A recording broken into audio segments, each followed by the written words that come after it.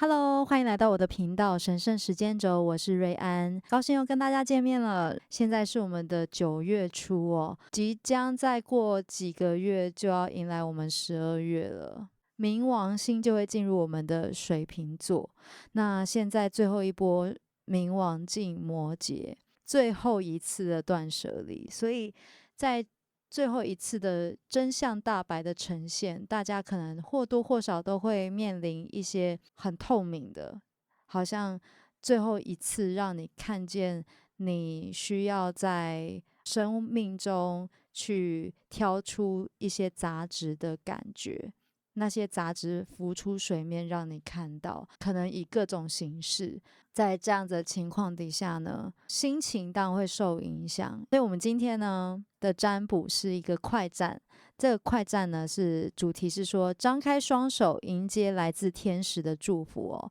可能在面临到很多问题啊，或是面临到很多我们要去审视我们灵魂当中或者是生命中要去解决的状态，或者是勇敢的层面的时候，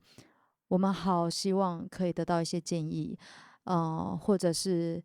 天使可以给我们一些答案，或者是谁可以来帮忙我们，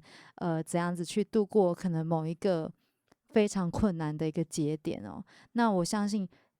撑过或者是坚持过这一段过程之后，明年真的就是迎接我们的丰盛了，因为你真的可以把你长期以来已经意识到的问题，然后搬离你的生命当中。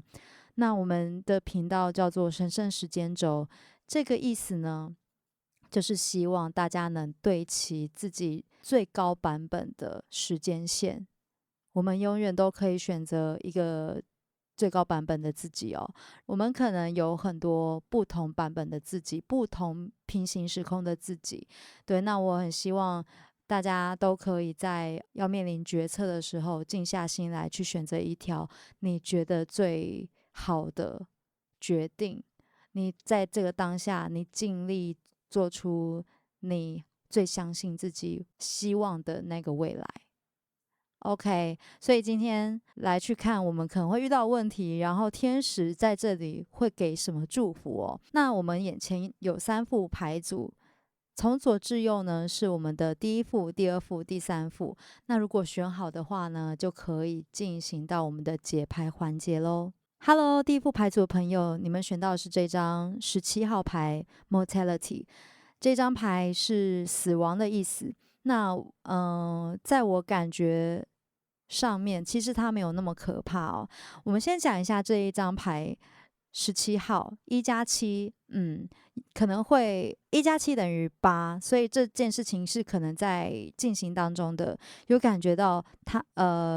在第一副牌组的朋友呢，近期可能是面临了一些正在进行当中的一些割舍的状态，你可能迎来了一些结束，还有迎来一些新的局面。对，这些可能是需要决定的。17号牌呢，就是1跟7的结合嘛。那1宫是代表我们自己个人，然后7呢是代表可能婚姻或者是伙伴，或者是合作的人，或者是敌对的人。你长期以来其实有意识到自己应该要为自己发声了。那在近期呢，你会勇敢的去做出这样子的行动哦。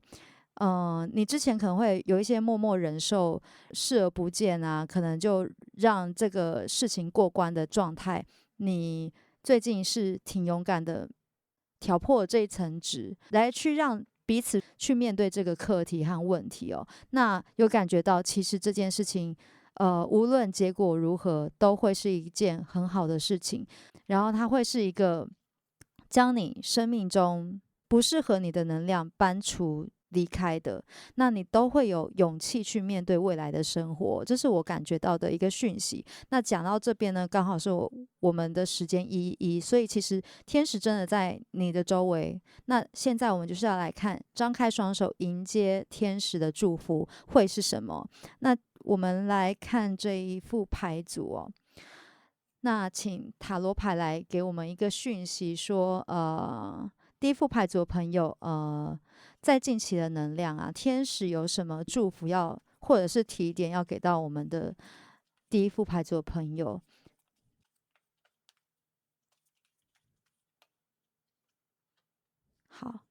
时间之轮，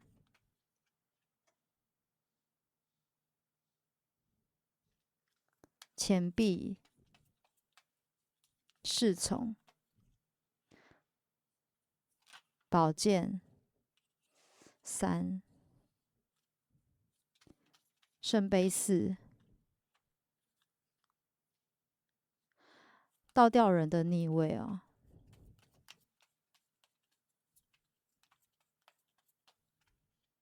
好，权杖十，很好。权杖六，世界牌，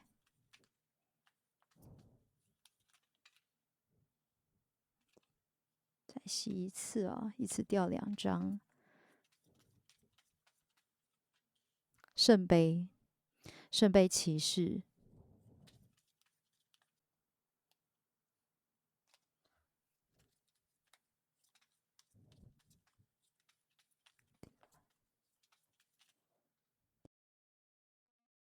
好，宝剑九。我们来看一下我们的牌底，我们牌底是权杖二。OK，第一副牌组的朋友啊，天使在这边的祝福是什么呢？其实，有很多事情正在运转当中。宇宙已经为你预备蛮多很好的事情哦。有些事情是必须得进行下去，才会有一个新的局面。然后有感觉到你们是需要经历过一些难过的，最后才会让你们真的走向这个完成哦，完整世界牌，让你们脱离出来哦，从这个心碎脱离出来。那以前的你们啊，是故意视而不见的，真的就是可能知道有这些问题，但是很不愿意去面对这件事，而且这件事情说实在是会让你们感觉到压力蛮大的。你们也试着用其他的角度来去看这样子的局面，但是过去有一点发现，说我怎么样子去看这个新的角度，好像都没有什么用，因为你们是没办法做出任何行动，必须得去等待，可能对方去理解。必须你自己暗示，或者是你默默的付出哦，有感觉到你是默默的付出，然后默默的等待某些状态的。可是未来呢，你会脱离这个状态，你不再会是苦苦的在那边，就是被压力捆绑，或者是被人情束缚啊。因为之前你们真的是会为很多大局着想，然后为很多事情去思考的人，所以在睡眠啊，或者是说，很多时候都会先去构想，为别人去思考，说你要怎么做会是最好的。你总是在为别人去付出，来去做那样子的牺牲哦。可是，在这一次呢，这个牺牲或者是这个付出是会被理解的，会被看到的，会是有效的，因为你终于懂得要如何把一些事情讲出来，你开始去为自己做出某些行动，也许不是透过语言讲出来的语言，而是你真的实践了。因为我们看到了权杖六和圣杯骑士哦，他们都骑在白马上面，所以象征着你们为了一些自己内心的真理而出发了。你们终于找回自己原本纯粹的那个自己哦，就是可能原本的初心是怎么想，然后那个单纯原本的自己是什么，你重新的去寻找回来了。之前你会把好多的精力放在其他人身上，就会不自觉的拿别人的问题来困扰到自己哦。所以最近的一个祝福，来自天使的祝福是说，你们即将会迈步出去，即使你们真的是很谨慎的人，但是你们真的在开始迈步出去了，真的在开始勇敢的为自己跨越出某些舒适圈，某些你之前可能不敢做的事情，来自于说容易被情了，类似说别人拜托你，你不好意思拒绝，类似的情形，或者是说来自于家庭的责任，你知道这个责任很重要，但是这很重要，你的自由也很重要啊。所以你会逐渐的知道说，其实也可以并存，没有谁是特别重要的，别人也是重要的，但是自己也是很重要的。所以你会找到那个平衡，渐渐的不是拿着剑来去戳着自己的心口，然后逼迫着自己说必须得这样子。对，所以你会破除掉某些能量的传递，因为里面有委屈的能量，里面有希望被理解的能量。但现在你不用再用这样子的能量去灌溉自己，因为能量是会传递的，所以就不会再让可能家里、可能公司、可能朋友之间一直在循环。为什么你不理解我？我好希望你可以知道我为你付出了多少之类的。但是这一副牌面的这种种的状况，都是在呈现一个你会开始爱你自己，你开始会看到你自己的重要性。但是这一段过程是要透过你经历了这些事情，你才会知道说，对啊，为什么要这么痛？为什么我要被束缚住某些架构里面，我自己不想挣脱出来？你是可以开始迈步出去做自己真的应该想要去达到的事情的，对啊。所以我们底牌这样看哦，第二张是我们的钱币四，你有些价值是谨守不放的哦，就是你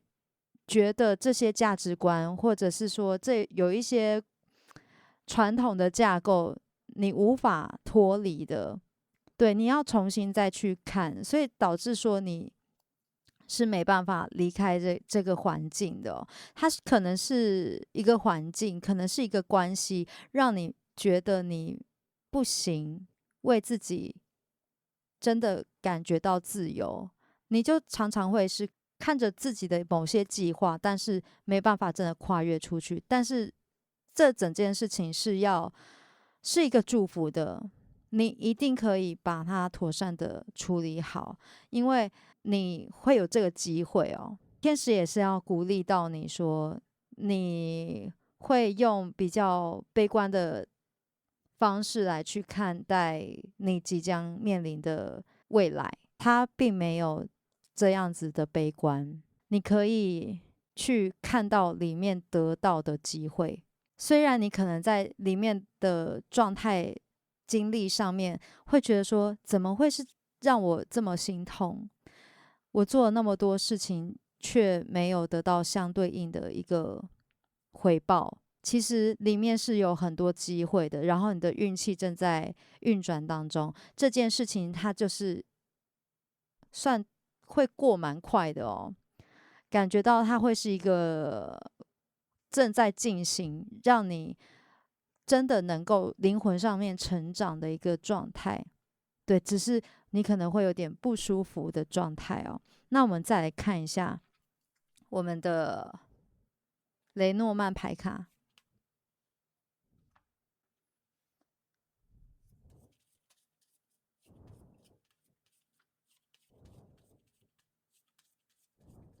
我们第一副牌组的朋友，要迎接来自天使的什么祝福呢？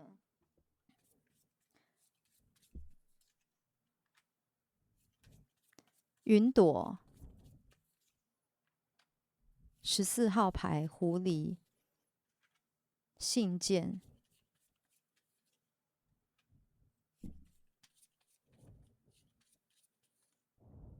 好，一个女士哦，里面这件事件啊，要特别再注意什么呢？近期第一副牌组的朋友啊，可能会面临一个就是你看不大透的一个对象，或者是一个事件。这个对象有可能是你的员工，或者是你的合伙人，对。然后他有一些事情是比较游走在，你觉得他有点不道德，你觉得他可能在某些行为上面是侵犯了你的权益的，你还在理解当中，你面临的这个事件，你还在理解当中。然后这个事件的来临呢，可能是透过讯息、简讯，或者是说一般的对话哦，那它是看得到的那种对话呈现的，或者是某些文件的签署，让你感觉到可能你被背叛，让你感觉到为什么他会是这种行为，你会在想说，我也没想到他会是这样子，他怎么会这样做？你以为他跟你是一国的，可是他是不是他是无心的还是有意的？其实你比较 care 的是他的行为动机哦，所以你不大介意他真的这样做的行为，虽然他这样做的行为也真的踩到你的线。好，所以这个事件呢，是有可能你最近会面临一个女子，她不小心踩到你的线，然后是来自于说你可能问了周围的朋友，他们都觉得对啊，我也觉得他不应该这样子的这种行为，所以你 care 的其实不是他的行为，而是他怎么会做出这么离谱的事。对，那这是最近第一副牌组的朋友需要去看到的这个点。我觉得有几个讯息来自于说，你以往都不愿意跟别人撕破脸，或者是建立某些健康的界限感。那在这一次，你会去跟自己内心有一些冲突，来去面对这些事件，这个事件啦，这次的事件，你就会获得一个新的成长哦。这会是一个非常好的成长，对于第一副牌组的朋友。好，那接下来呢？好，那接下来呢，我们再来看我们西比拉占卜哦，来确定一下可能第一副牌组即将会遇到的事情，然后还有什么来自天使的祝福哦。第一副牌组的朋友，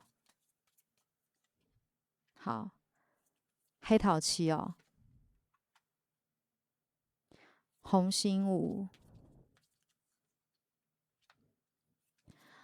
方块十，红心12，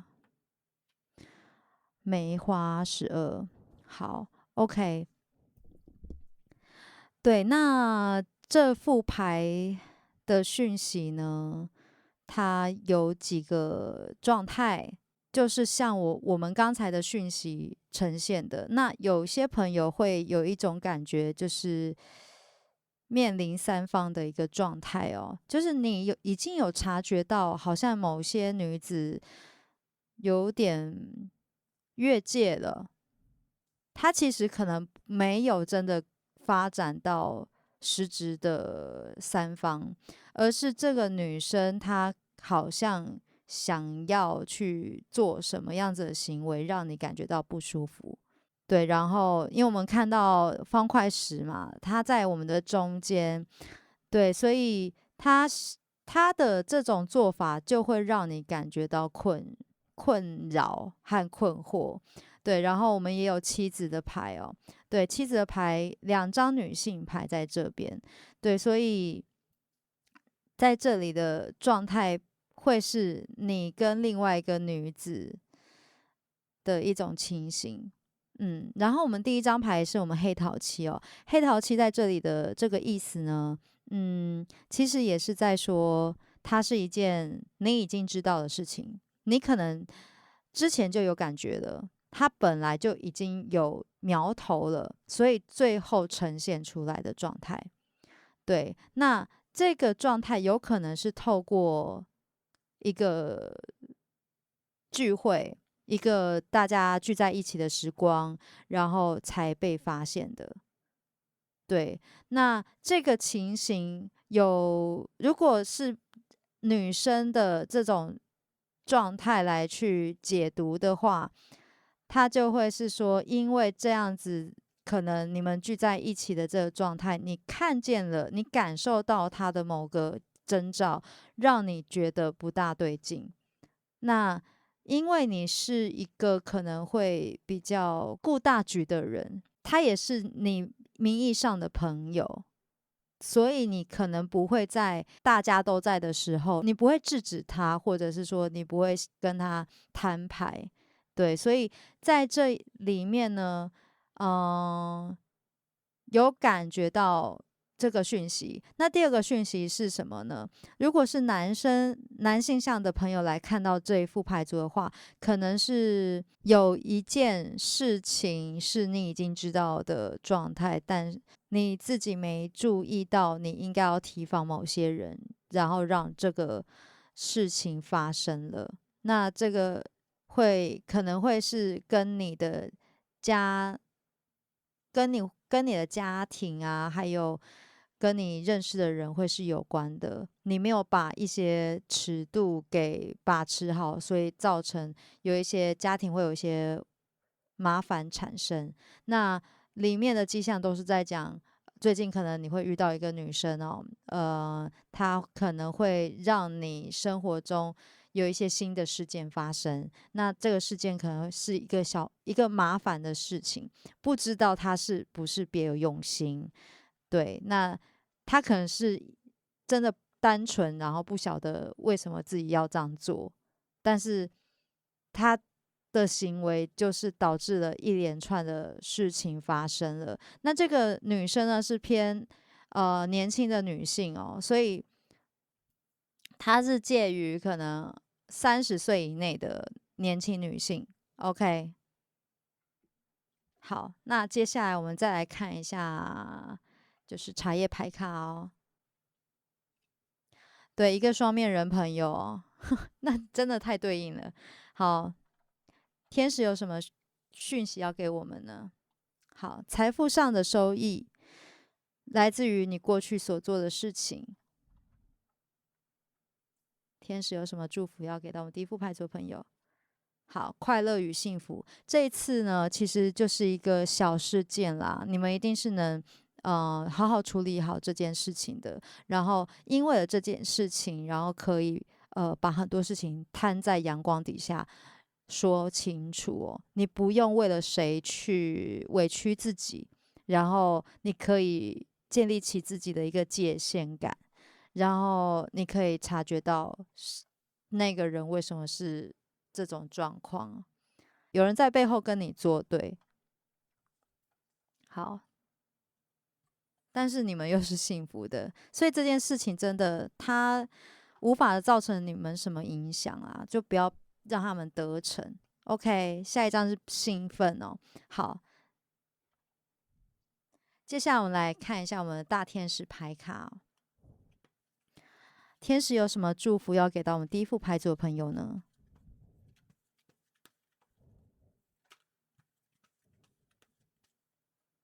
好，净化你的空间。大天使约菲尔清除堵塞之物，净化在你周围的能量，并运用风水。嗯，这一块的话，我觉得清理自己的空间是非常有用的。那有些能量真的就可以被代谢掉，这也很结合我们一开始讲的死亡牌，死亡的这一张牌哦。就是也许在最近的时候，你会认识到自己很多阴影的层面。其实真实的敌人不见得是这个女生，她只是一个事件来临，让你看到你很多可能对于关系的不确定、不安定感，然后或者是说你对于爱情的一些恐惧，你内在的一些阴影，或者是你跟原生家庭，就是爸爸妈妈之间他们的关系，影响到你跟你自己的婚姻的这种状态会是什么样子的呈现。对，所以我觉得净化你的空间，它还有另外一个意思是说，当你在整理东西的时候，我们可以顺便再整理我们自己的想法，我们去跟自己有一个新的沟通的机会，然后去好好的净化，无论外在的物质世界，还是你内在的心灵的状态哦。对，那还有一个点就是，也有意义象征，真的是发现这个女子这样子的可能合作伙伴，然后你好好跟她讲清楚，教育她，然后希望她不要真的这样做。对，那无论他跟你最后关系是怎么样，你都会为自己感到骄傲，觉得对我今天怎么那么棒？原来我之前都很受限，可能人情压力，我都不敢成为一个愿意为自己发声话语的人。那你终于勇敢讲出来，那真的是值得为自己骄傲。再来我们再抽第二张牌，天使还有什么祝福要给到我们第一副牌组的朋友？健康的生活方式。大天使拉斐尔，吃健康的饮食，有充足的睡眠，并规律的运动，保持最佳健康状态哦。我觉得在这一张牌，除了这一块，因为他身上穿绿色的衣服，拉斐尔是特别来滋养心轮的一个天使哦。你也可以想象绿色的光来去滋养到你自己胸口的心脏，然后想象这道光不断的充盈在你的内心，去疗愈你的心。对，然后在这一张牌呢，其实是说保持你原本的状态，保持你自己，回到你最好的状态。当然有很多层面哦，我们不用为了可能不值得的人，然后还让自己可能身心受损。对，所以你更要爱护你自己。还有一个讯息是我接受到的，是说，不要轻易的做决定。你在这段时间先做你应该要做的事情，例如说好好的吃饭，好好的睡觉，对，或者是真的很心很乱的去做一个你想要做的事情，可能是运动，保持你身心的健康状态。因为有时候运动当然会让我们心里很开心，但是我可能就是遇到的事情也不想运动，但也没关系，我们可以找别的事情去做，然后去让自己先平静下来。所以你在这段时间可能会是容易像我们刚才鞭炮一点就爆的这种状态，你这件事情一定是可以处理好的，因为你都看到这幅影片嘛，然后所以就是天使也在你周围，这件事情一定可以让你就是快乐和幸福的哦。而且你会把你的沟通的这种能力给建立起来，因为我们这里有蓝色和绿色，还有蓝色哦，它都象征着有关沟通的这一块。所以，第一副牌组的朋友在沟通能力一定是会提升的，你能把你的想法给告知给对方的。好，那接下来我们再来看下一张牌哦。OK，一样是蓝色底哦，这就跟我们眉心轮和喉轮是有相关的。那这张牌是说，你知道该做什么。大天使乌列尔，信任你内在知识，并立即采取行动。对，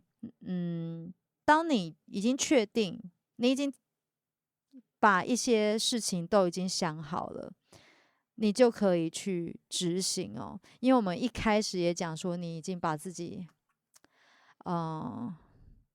绑在一棵树上太久了，你很维系很多关系，所以这一次是要做出一些相对应行为的状态。对，这一次天使有在你周围，你可以好好的信任你自己，然后找回你自己，然后好好爱自己。你是能跳脱出来，找到这个世界牌的哦。我们这张世界牌，对，然后不用担心这件事情一定会是一个很圆满、很好的状态。好，那这就是我今天所有的讯息哦。那希望对第一副牌组是有帮助的。感谢你的收看，那我们下期再见喽，拜拜。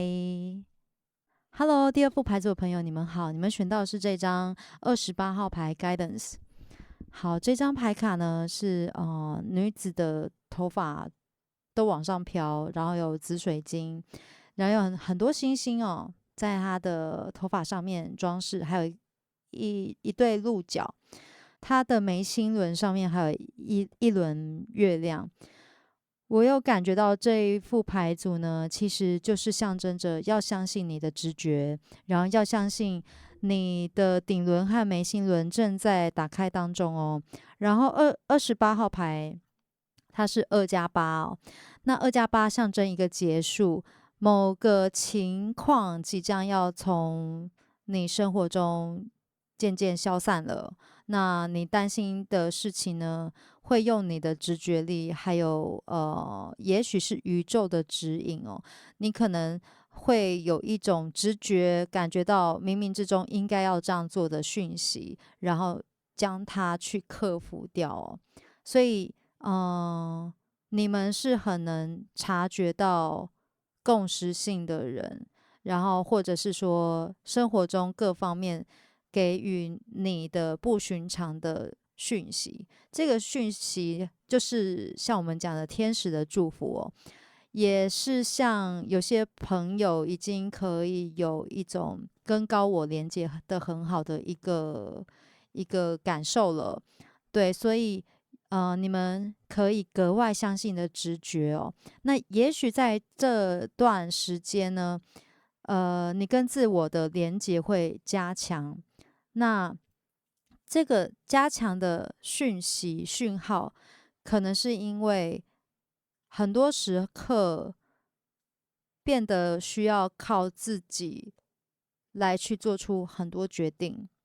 这个时刻虽然有点孤单，但是这样子的状态是让你跟自我的神性有最好的连接哦。这是我感应到的讯息。那接下来我们就直接来看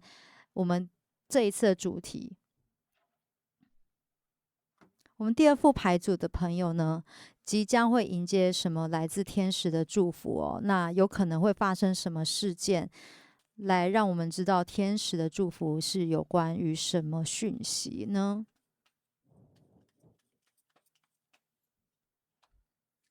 好，宝剑骑士啊，圣杯女王，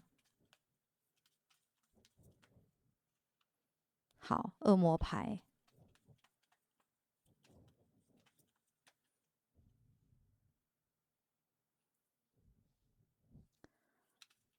节制牌，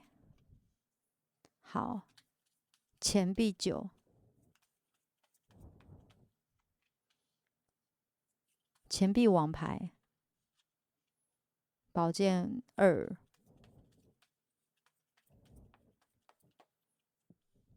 圣杯国王，好，权杖3，好，钱币7。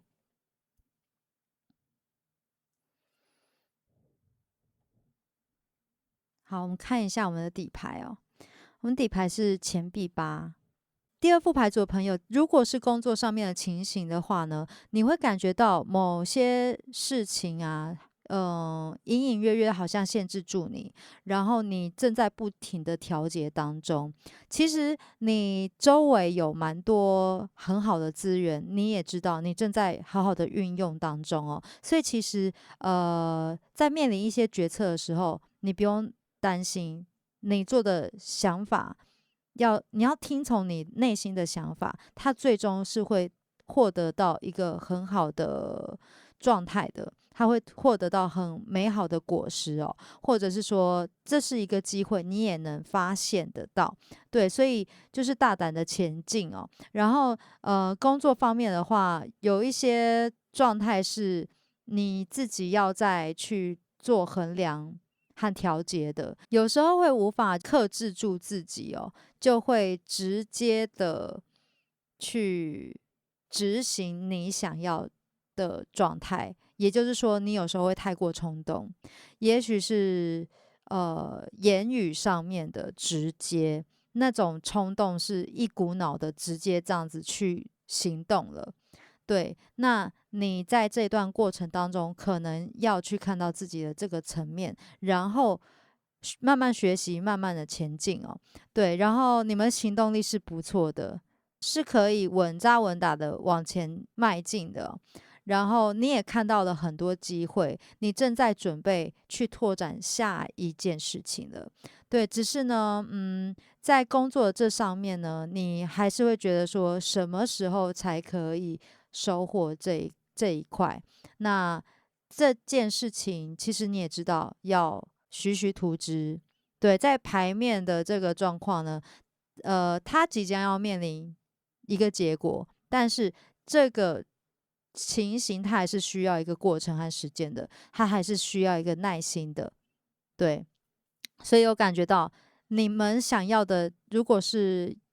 一个成就，或者是这个推进的事情会不会成功？答案是会的，是可以执行的，对。但是你们要特别的去看待自己前往的道路当中是为了什么样子的原因要前进。那要小心，不要受到一些诱惑。那个诱惑可能是说你是有一些为了自己的利益，或者是自己的欲望，然后做出一些不大对的事情。对，那可能呃，未来这样子的结果，不见得就是真的对你好的，因为你也察觉到，可能乍看之下这个诱惑是不错的，但是其实你是很清楚的，你要做好这个决定哦，做好这个决定，然后去调节，真正属于你的是谁也抢不走。OK，所以要去好好看到这个合约，或者是正在进行的这件事情是不是符合你的原则。所以有一些不是属于你原则的，就可能你要再衡量哦。对，因为你们要好好的去守护自己的一个能量哦。在这一次牌面上面来说呢，天使有一个祝福是说，即将会有一个诱惑来考验你，让你去做这个决策。那如果你能相信这件事情是符合你内心，以及可能不伤害到其他人的这种状态，就是你不会违背你自己的良心的话，你就可以往前迈进哦。对，那你要察觉到自己可能有没有受限到某些关系当中，某些可能别人的一个架构里面。对，因为你是很努力往前进的人，所以里面有另外一个讯息是，有些朋友可能会离开某个环境，然后自己出去创业的这种状态。这个就也对应到某些朋友可能呃有有点计划想要自己出去创业，有这个想法，可是可能公司或者是其他的老板他会给你某个诱惑来束缚住你，让你继续为他工作这样子。所以在这个层面，你要真的很信任到你自己耶，你要去察觉你周围所给予你一些讯息，来去做出属于你的最佳的决定。因为有些朋友，我也感觉到真的是有一个想要离开原有环境的一个讯息在里面，所以某个架构原本是束缚住你，你也在思考要不要离开的这种讯息哦。好，这是第一个有关工作的。那第二个有关感情层面的话呢，就是说一样是抉择的状态，你跟这个对象价值观上面的无法融合哦，就是你还在思考，跟自己的内心产生一些冲突，你还在调节当中，因为跟他相处的确也有很不错的，就是他能给予你不错的一些情感价值，或者是他给你安全感的这种状态，但是你常常会觉得自己在等待，可能是自己的付出，或者是你常常要去做一些等待他回应的这种状态吧。其实双方都有付出，只是这个关系渐渐的好像变质了，他有一种被束缚的感觉，好像是说双方没有办法真的很理解到对方内心想要被听到的一些讯息哦。这个情感关系其实你本身是可以很富有、很富足的哦，你是可以自己给予自己一些情感价值的，只是面临到双方彼此的时候，你会想要，你也会想要给予，然后你也会想要去照顾到他，但是有时候会挺让你纠结的吧，就是他到底有没有去接收到你所给予的这一种状况。好，那这是第二个讯息哦。所以在第二副牌组的朋友，如果是有关情感的话，其实天使的祝福呢，它是一个讯息，是说你会去好好的调节你自己内心觉得应该要留守住的价值哦，因为你是可以自己给予到自己的，然后你其实也意识到某些存在于你们双方彼此的一个束缚性的一个架构在，所以如何去面对这个有关你们关系之中出现的问题，是这一次天使的祝福哦。你们会去好好的去看到，而且会是透过可能一些日常，然后它是一种不经意的时候，你就会有一种想到说啊，对耶，我其实是怎么样子的人，然后你会察觉到你跟他之间的一个价值观，然后渐渐的，其实它会是一个会一一的细数，然后去透明化的看到双方彼此之间的一些关系层面。有些朋友的确会在这个关系来去做去和留的一个决定哦。对，那在这样的决定底下呢，有些朋友的确也是很急着就要去做这个决定。那牌组是有讲说要慢一点，其实就是慢慢的去条列好，最好是写下来，条列好你对他的感受，还有你自己的感受，你把一些想法整理出来，然后再慢慢的做决定。对，这个世界很宽广，这也是里面的讯息哦，就是你不应该被束缚住，你即将会获得一个自由哦，就是你可以脱离这个状态，有一种你觉得被束缚的状态即将会消散开来哦。好，那接下来我们来看雷诺曼牌卡有什么讯息要给到我们第二副牌组的朋友。第二副牌组的朋友即将会迎接什么来自天使的祝福呢？好，女子、男人、戒指哦。好，花园、星星。好，这个祝福其实是很好的耶。其实有些朋友是在面临一个决定，要不要跟他发展进行到下一个阶段了。对，因为像我们刚才也有看到说，也有看到说，权杖三在这边其实是面临到下一件事情，下个阶段需要进入到权杖四家庭的一个阶段，所以的确有这个讯息哦。那雷诺曼牌卡呢，其实呃也在讲说，近期第二副牌组的朋友，你们有在规划你们下一个阶段可能会是什么样子的状态哦。那这个状态呢？有些朋友的确是有关婚姻的，进行到下一个人生状态。那有些朋友呢，是可能从单身然后面临到交往的，这也是下一个状态。那有些朋友呢，是面临到承诺，有没有办法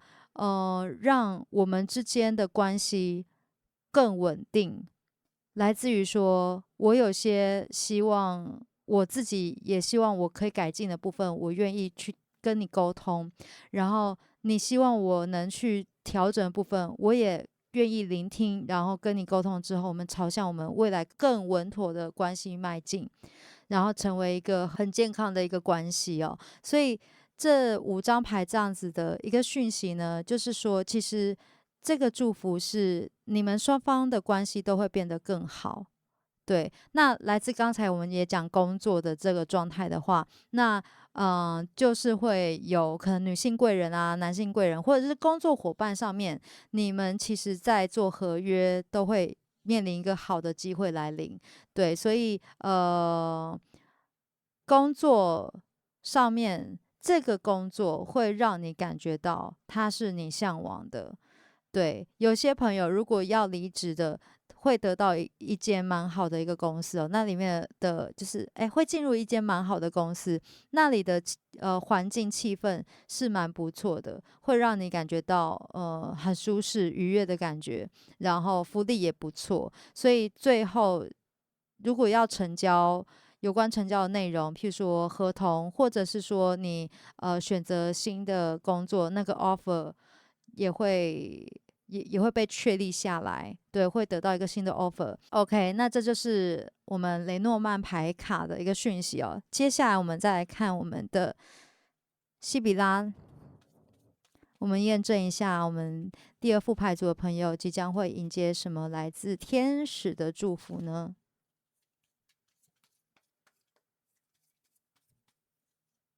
好，房间哦，贵族爱心 K，红心 K，好，方块9，红心3，红心9。好，如果是以工作形态来讲的话，其实是很不错的牌卡哦，因为我们都有方块跟爱心哦，所以其实这件事情是充满热情，就会有一些不错的收入。所以这个收入呢是仰赖你的热情的。那的确有，如果以工作来讲的话，的确有部分朋友可能是会在某个空间底下进行面试哦，就有一些转职的一些机会。然后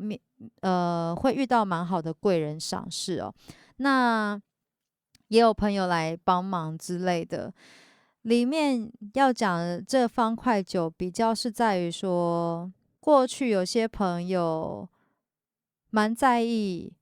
环境有没有一些闲言闲语出来的声音，那加上我们刚才的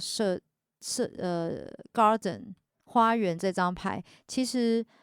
你们可能面临第二副牌组的朋友可能面临环境上面有一些人讲一些话，让你可能觉得说好像形象受损的这个状态哦，这也是其中一个讯息。好，那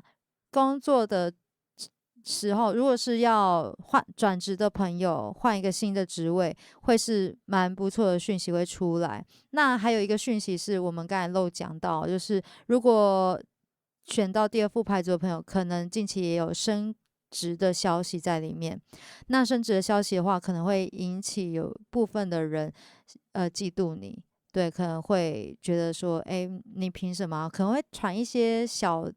无伤大雅的那种酸言酸语啦，对，但你就不要去介意它哦，你其实就淡然处之的骄傲活着就可以了哦，因为你身旁也有真正对待你的朋友。好，那我们的红心三呢，就是会等到一个蛮不错的消息前来，对，所以如果有要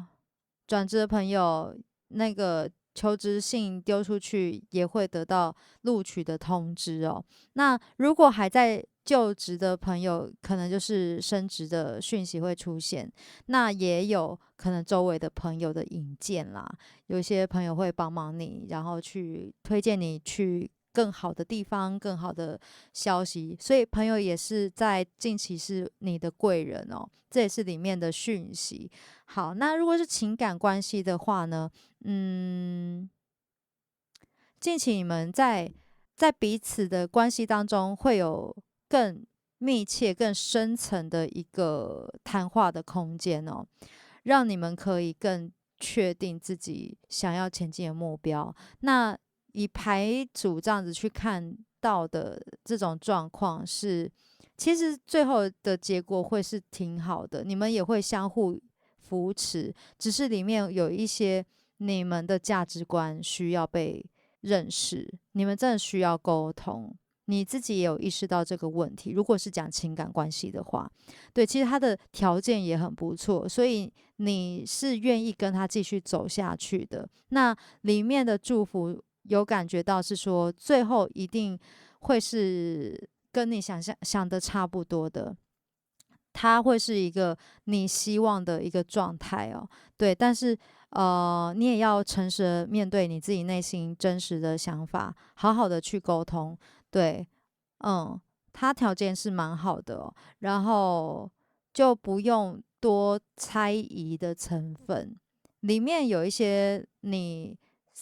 自己有猜想的这种状态，但是牌组在这边是说以诚相待，那最后结果是蛮好的。那我们接下来看茶叶牌卡的讯息哦。我们第二副牌组的朋友有什么来自天使的祝福要给予到我们呢？好，其实是平静与和谐的哦。我们第一张风铃，享受这种风铃的感受。好，那其实你周围的朋友都还蛮挺你的，来自一个有利朋友的保护哦。你做什么事情都还蛮顺利的，只是你会比较担心，或者是你本身有一些恐惧和紧张的想法在你身上哦。就是面对这件事情的时候，然后他部分朋友可能涉及到法律的事务哦。我觉得这个比较象征说，这比较象征说你在思考到底要不要跟这个人在一起，这也是里面的讯息哦。那属群是朋友与家人之间的不和。好，再来一个，我们第二副牌组的朋友来自天使的祝福与提点。好，那这些东西呢，都是暂时的情况，其实你可以调节的非常好的。对，这整件事情的确会让你感到有点紧张哦，因为我们面对一些，你是寻求平静和谐的人，所以一旦打破了某些平静和谐的一个局面的时候，你就会感觉到那种紧绷感，然后那个紧张的感觉，让你会让你会觉得说很想要赶快把事情结束，但是这件事情啊，的确也有朋友的保护，然后你周围是有天使来去看顾你的。对，然后何况他有可能某些状况是会上升到法律的事务，对，但是你会处理的很好。接下来我们再来看大天使牌卡哦，有什么讯息要给到我们第二副牌组的朋友呢？来自天使的祝福要给到我们第二副牌组的朋友是什么？对，一切是安好的哦。这一切所发生的事情，它其实有迹可循的，你很快就可以明了里面隐藏的祝福。在这个当下，你可能会觉得说，啊，怎么会发生这样子很鸟的事情？然后你心里想说，可以赶快过掉吗？怎么会这样子？但是呢，其实他一步一步这样走，你没有从第一步走到最后一步的时候，你是不会知道说中间其实都是需要被经过的过程。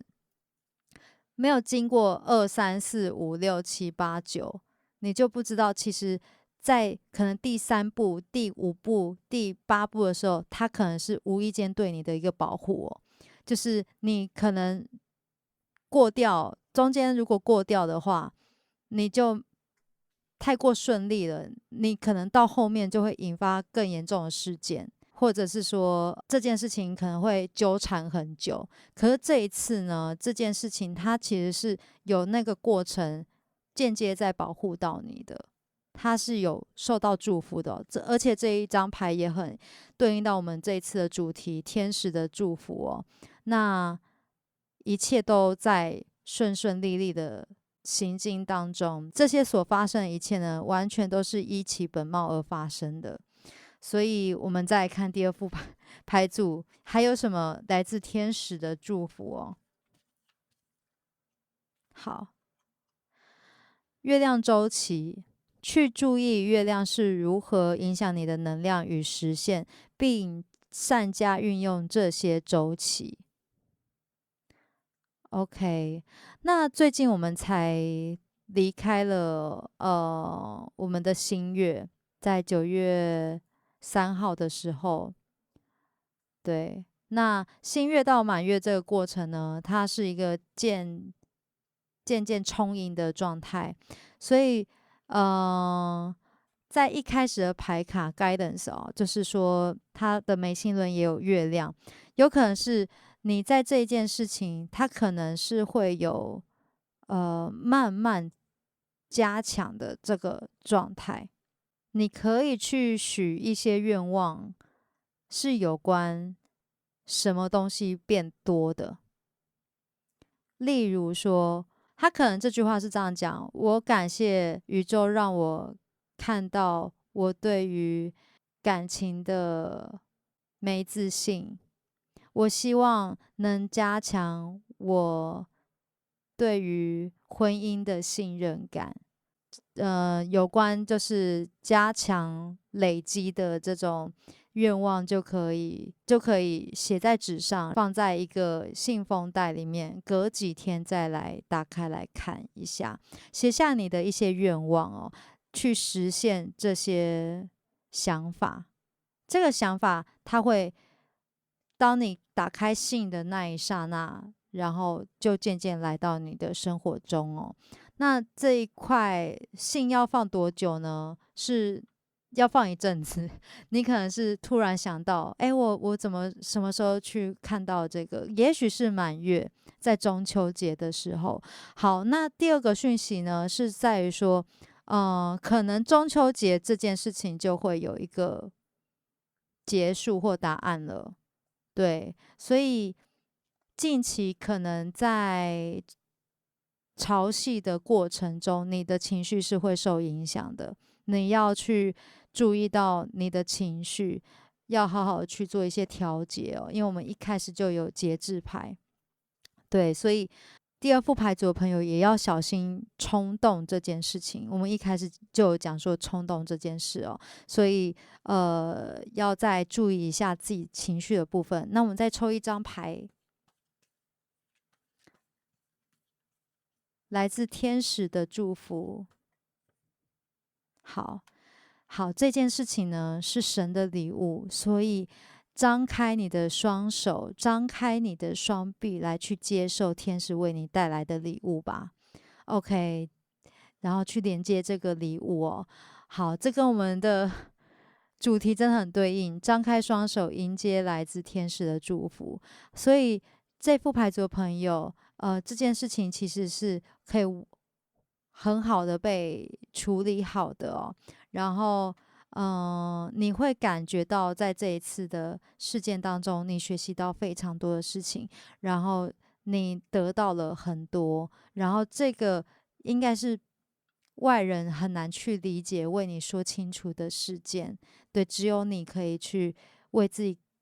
在结束的时候感觉到特别骄傲，很感恩这一切。那也希望第二副牌组的朋友都能顺顺利利，然后克服很多的挑战。那这就是我今天的为你们解读的讯息，希望对你们有帮助。那我们下次再见喽，拜拜。Hello，第三副牌组的朋友，你们选到的是这一张30号牌卡 Prosperity。这一张牌卡的中文叫做繁荣那这张花盛开的感觉，那30呢也象征就是3乘以10一个结束的这种状态。可能你们这件事情已经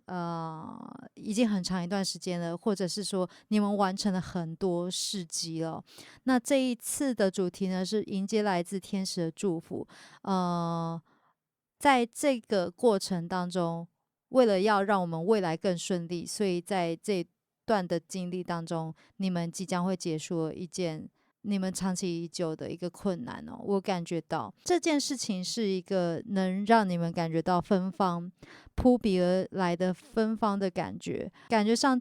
为了要等到这一朵花的盛开，你们花费了不少时间哦。但是这一切的成果都是值得去领取的哦，领取这份美好。那我们先放到旁边，我们先来看一下我们第三副牌组的朋友即将迎接什么来自天使的祝福呢？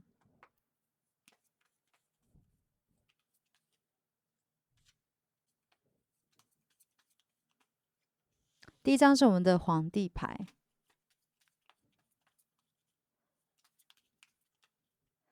第二张是我们倒吊人，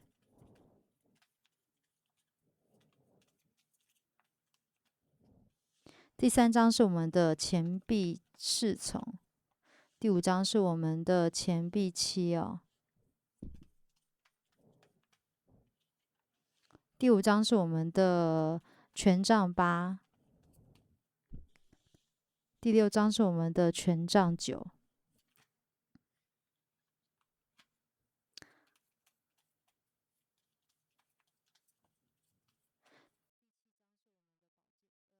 第七张是我们的钱币四，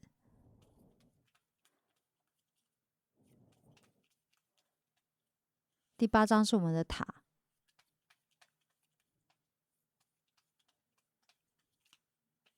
下一张是我们的宝剑九，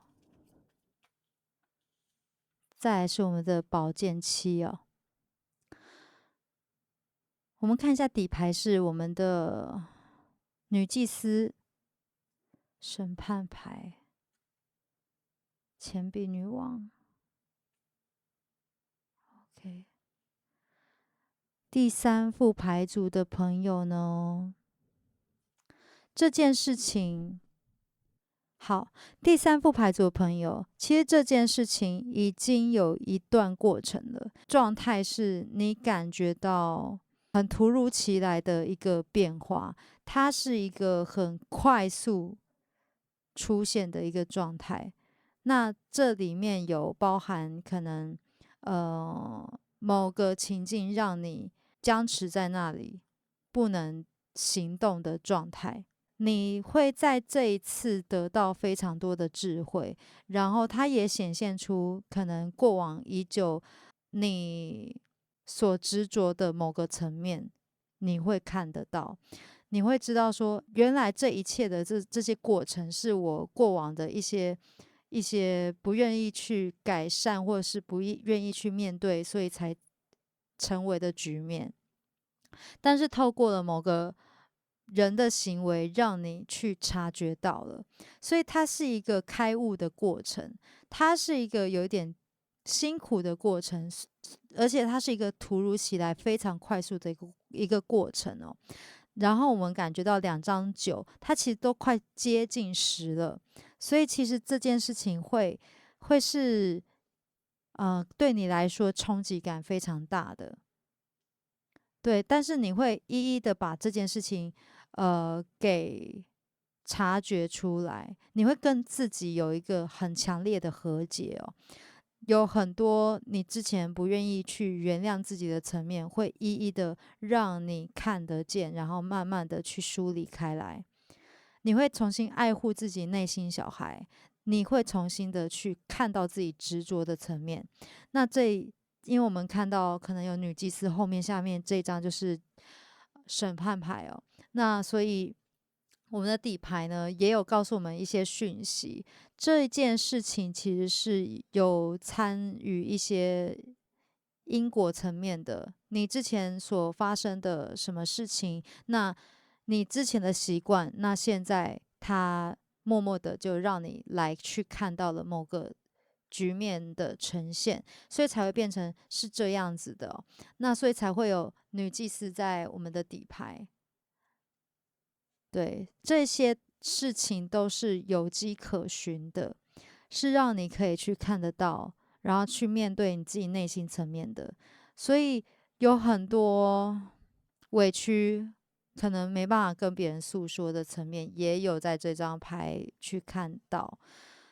对，那天使的祝福呢，是他知道你一定能克服到这些障碍，然后去察觉到自己更高版本的那个自己哦，然后去坐稳自己应该要去执行的层面，然后去脱离、去舍弃掉你不应该去执着的那些面相，然后他知道你是一个很去为很辛苦的。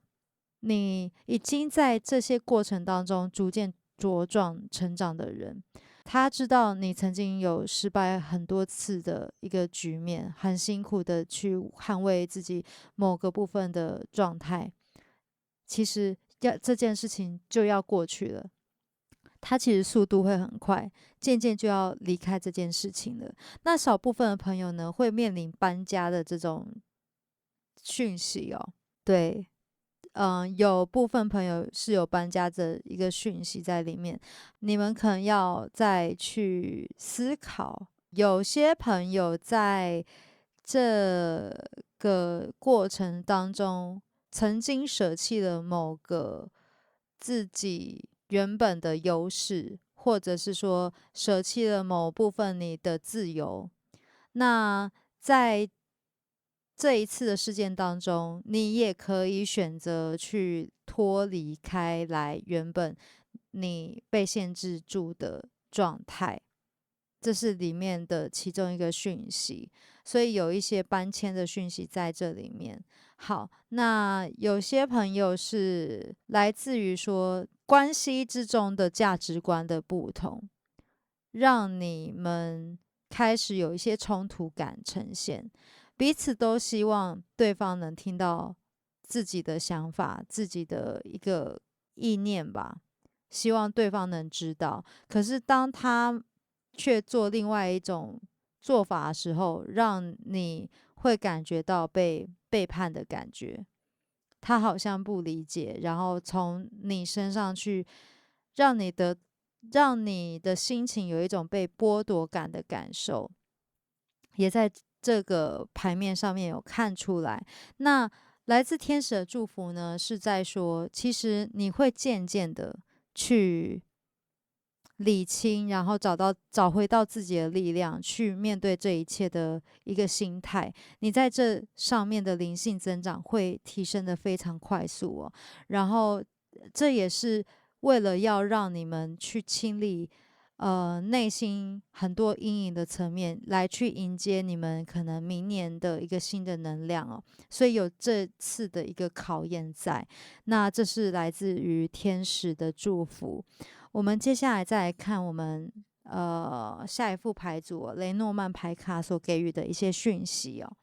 来做一些验证。我们看雷诺曼牌卡，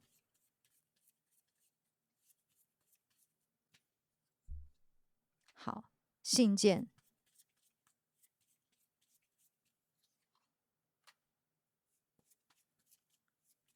塔、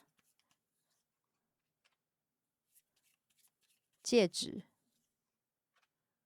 船锚。好，这个是我们狐狸。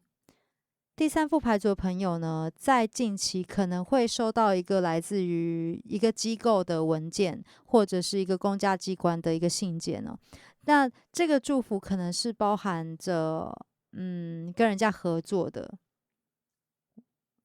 对，就是一些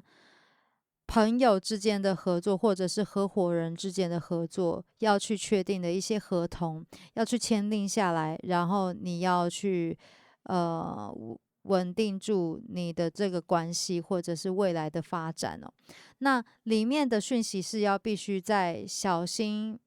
可能会有一些诱惑吧，或是花言巧语的人来去在这里面做手脚。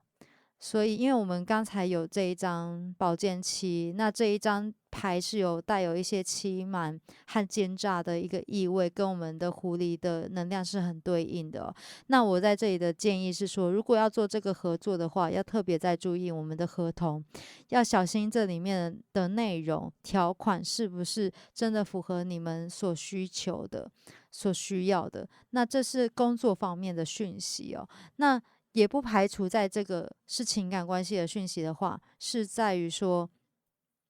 当你已经很确定跟这个人的关系了之后，可是却发现他可能不如他表面上面的这种让你认识到的这种层面，你好像开始注意到了，可是你们之间的关系你又舍不得放下，那这里面的一个状态。有关塔这个意思比较是在于说，可能这个人你是跟他在公司相遇的，或者是说学校，或者是某一个地方你遇见的，他可能是一个新人、新的对象，让你察觉到这个情感关系是有一点点问题的。那你可能是借由一些讯息啊，或者是他透露出来的一个状态，因为你当初是蛮相信他的，所以你有点太惊讶了，你有点受限，你有点没办法真的离开这个人，对。但是你好像有点察觉到他有这样子的情形，但是你可能没有办法真的离开他。但是，那你为什么会察觉到这个讯息呢？可能是透过他跟你的一个讯息的流动，或是你无意间看到他的一些跟别人的对话、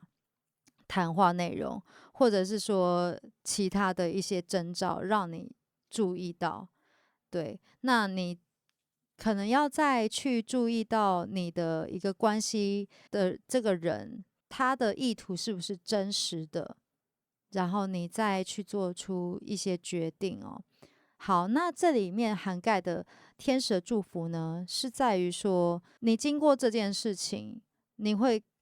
找回你自己内心的安定哦。我有感应到这个讯息，就是说，其实你会重新找回你自己的安定，然后找回你自己要走出的路哦。以往你们可能会被其他人受限，或者是说，你对于情感的一些价值的定义上面是有一些不切实的幻想的。那在这一次，可能会让你真实的找到什么是符合你对爱情的态度，或者是什么是符合你对于可能关系合伙人的一些想法，你自己是谁，然后你希望的世界会是什么样子的，你想要创造的繁荣是什么？对，所以其实你们生活中是可以保持那个丰盛的，这个丰盛需要去破除掉这些华而不实的架构，破除这些可能你想象出来的幻想，所以你才能真正的去张开你的眼睛，知道你想要的未来，你想要的呃生活状态到底是什么？你想要的生活状态会是你选择的一条路和显化的生活。我有感觉到这个存在，那当然有一点点不破不立的意味在里面哦。所以这个事情、这个事件、这个能量是要先摧毁，你才可以得以生长茁壮出来的。我有感觉到这个能量哦。那接下来我们再来看我们喜比拉的占卜，是不是有其他的讯息在里面，有其他来自天使的祝福在里面呢？好，梅花石、红心皇后、方块王牌、梅花12，好，方块7。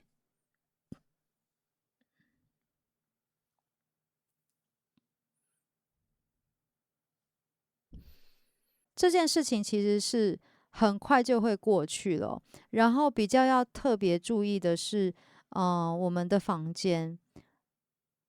是什么呢？嗯，就是我有察觉到这个房间会是一个蛮重要的状态哦。什么意思呢？房间代表说你们可能有一些会议或者是话题是在这个房间发生的。那这个房间可能是说，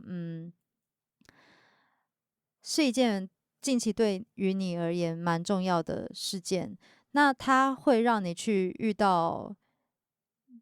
跟一个年轻女子见面，好像对于你而言是很重要的事情。他会跟你去了解，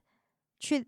谈及到说，可能你的新事业的发展哦，或者是说你的新项目的进行。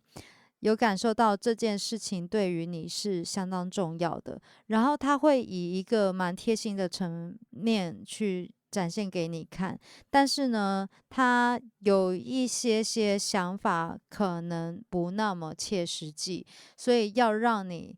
自己去再注意这一块。就是如果你真的要签一个合约的话，你跟这个人的会面，他也许是一个他可能没有什么坏心，但是他的做事情不那么牢靠，他不那么妥当，你可能要再特别的注意，才可以确保你这件事情的进行是顺利的哦。这是从雷诺曼和西比拉都有看到这样子的情形。其实这件事情会是一个蛮不错的一个状态，它是一个新的项目进行，是一个新的能量的来临哦。对，然后年轻这个年轻的女生呢，其实是来帮助你的，只是她没那么的想法没那么的妥善，所以真的是要好好看一下你们谈话的内容，最好要再三检查，对，然后去处理好，然后去察觉到可能每条的合约条文到底是不是符合双方利益的，对，有可能这件事情要再谨慎去看待。因为我们也看到 Sweetheart，甜心呢也在看了一个纸条，所以这个合约对于两个人都是很重要的事情。好，这就是里面的一个讯息展现哦。OK，那接下来我们再来看茶叶牌卡要给到我们第三副牌组什么内容呢？好，财务紧缩，这可能是跟你们的经济是有关系的，所以这个合约是很重要，这个合作是很重要的。再来，好，兴奋，鞭炮，好，需要克服的障碍，就是要完成这件事情呢，它其实会很快，只是有一些挑战是要慢慢的一一打理下去的哦，才会完成的。就是有一些条列是要去看清楚。第三副牌组的朋友，来自天使的祝福，来自朋友的建议，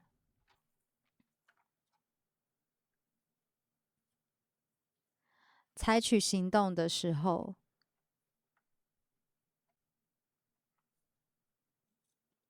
好，对，那这一张牌卡棍子哦，有人试图逼你做出违背意愿的事情，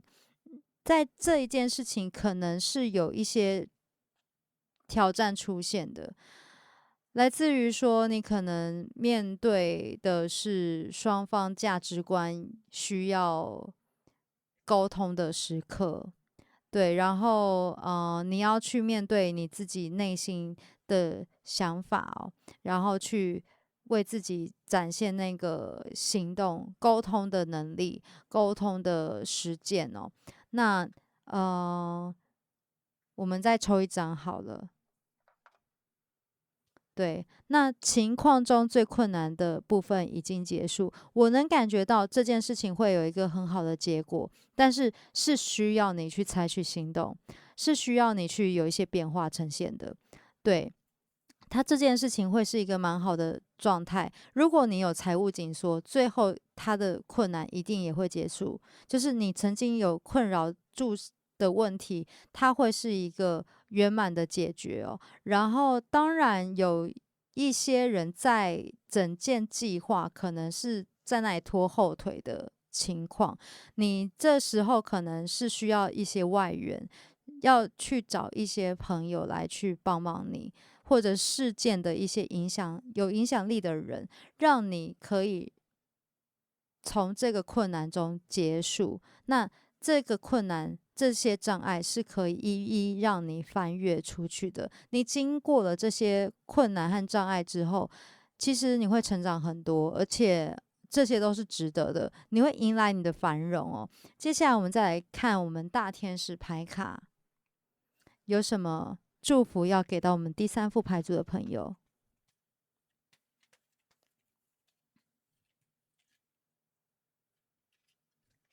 好，这件事情啊，其实是相对不容易的。然后你会学到非常多，然后保持这些开放的心，学习这些新的观点，再交给其他人。所以这个事件来临到你身上，不是一个没有意义的事情。它除了教会了你很多事情，你可能无意间可以影响到周围的人，让他们也学习到这件事情。你是这样做的，那有可能会遇到什么？你的心、你的爱都可以跟别人去做一个分享和交换的一个过程哦。接下来我们再来看第二章，我们天使还有什么祝福要给到我们第三副牌组的朋友呢？好，这一张牌呢，其实是说你可能还在这个工作，这张牌叫转换职业，你的人生目的正启动一个受到祝福的工作转变哦。哇，那真的是祝福诶。那这张牌呢，其实不见得说你是转职，而是你，它会开启了你不同的人生的身份。你可能，你可能是本身是家庭主妇，但是你也可以是一个启迪别人的一个好朋友，或者是说你可以教导别人的一个别人的心灵导师。对，所以你渐渐会因为这个事件，然后让你去开启了不同层面的可能性，这是一个新的可能性哦。那也不排除有些朋友真的是会踏入身心灵的产业，然后去做更多你人生使命的事情，来去帮助社会上和世界上很多很多的人。好，